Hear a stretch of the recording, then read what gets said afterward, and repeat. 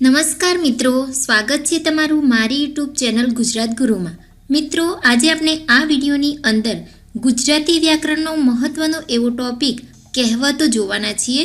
તો મિત્રો, મારો વિડીયો અંત સુધી જોતા રહો અને વિડીયો પસંદ આવે તો લાઈક કરો, ચેનલને સબસ્ક્રાઈબ કરો અને અન્ય મિત્રોને વિડીયોને શેર પણ કરો. ડાંગે માર્યા પાણી જુદા ના પડે, તો એનો અર્થ થાય છે એક લોહીવાળામાં જટ કુસંપ ન કરાવી શકાય. તરણા ઓથે ડુંગર, એટલે કે માયારૂપી તરણાને લીધે સત્ય દેખાતું નથી. તાંબાની તોલડી તેરવાના માંગે, તો ઘર સંસાર માંડો ત્યારે ઘણી ચીજ સામગ્રીની જરૂર પડતી હોય છે. એટલે કે તાંબાની તોલડી તેરવાના માંગે, એટલે કે જ્યારે ઘર સંસાર માંડીએ છીએ ત્યારે ઘણી બધી વસ્તુઓની જરૂર પડતી હોય છે.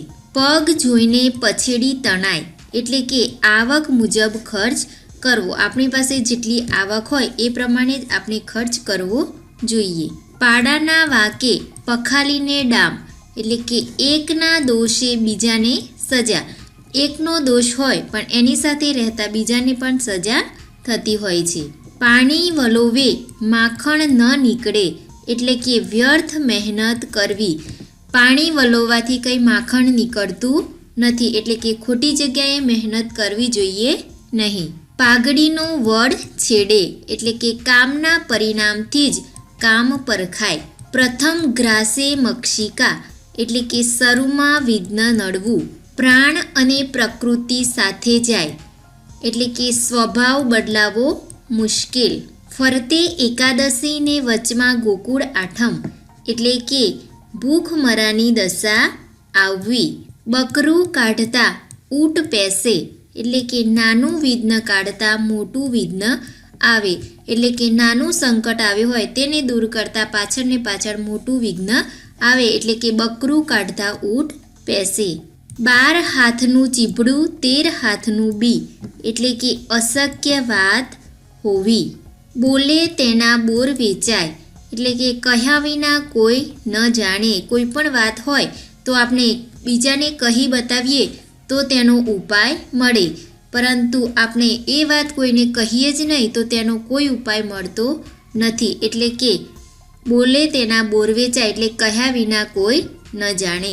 ભાત મેલીએ પણ સાથ ન મેલીએ, એટલે કે ખાવાનું છોડવું પડે તો પણ છોડવું, પરંતુ મિત્રતા દુઃખ વેઠીને પણ નિભાવવી જરૂરી છે. માથા કરતાં પાઘડી મોટી, એટલે કે ગજા બહારનું કામ કે જવાબદારી ઉઠાવવી. એટલે કે આપણો જેટલો ગજો હોય એ પ્રમાણે જ કોઈ પણ કામ કે જવાબદારી ઉપાડવી જોઈએ. એટલે કે માથા કરતાં પાઘડી મોટી, એટલે કે ગજા બહારનું કામ જ્યારે આપણે લઈએ છીએ ત્યારે આ કહેવત લાગુ પડતી હોય છે. રોકડા કરતાં વ્યાજ વહાલું, પૌત્ર પ્રત્યે અપાર પ્રેમ વાત્સલ્ય રાખવું. હાડ હસે ને લોહી તપે, એટલે કે આનંદ અને ગુસ્સો બંને સાથે હોવા. સોટી વાગે ચમચમ વિદ્યા આવે ધમધમ. મિત્રો, આ કહેવત તો સ્કૂલમાં તમે સાંભળી જ હશે.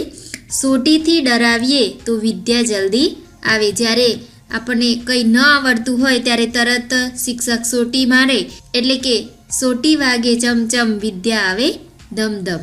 સુડી વચ્ચે સોપારી, એટલે કે ધર્મ સંકટ આવવું.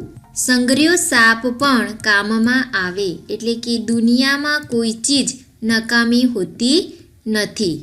સહિયારી સાસુને ઉકરડે મોકાણ, એટલે કે જે સહિયારું છે તેની દેખભાળ કોઈ રાખતું નથી. સહીની સાંજ ને મોચીનું વહાણ, એટલે ખોટા વાયદા કરવા. શીંગડે ઝાલે તો ખાડો ને પૂંછડે ઝાલે તો બાંડો, એટલે કે દરેક રીતે વાંકું પાડ્યા કરે. લોભિયા વસે ત્યાં ધૂતારા ભૂખ્યા ન મરે, એટલે કે લોભ કરનાર છેતરાય છે. ખાડે ડૂચાને દરવાજા ઉઘાડા, એટલે કે પૂરતા પ્રમાણમાં સાવચેતી ન હોય અને ખોટો સાવચેતીનો દેખાવ કરે. મરણમાં રજિયાને વિવાહમાં દોડ, એટલે કે જેવો પ્રસંગ હોય એવું વર્તન કરાય. એટલે કે મરણમાં રાજીયા અને વિવાહમાં દોડ. મિત્રો, આ વિડીયોની અંદર આપણે મોસ્ટ આઈએમપી એવી ઘણી બધી કહેવતોની વાત કરી, તો વિડીયો પસંદ આવ્યો હોય તો લાઈક કરો અને મારી ચેનલને સબસ્ક્રાઈબ કરો અને વિડીયોને શેર કરો. નવા વિડીયો સાથે ફરી મળીશું. Thank you.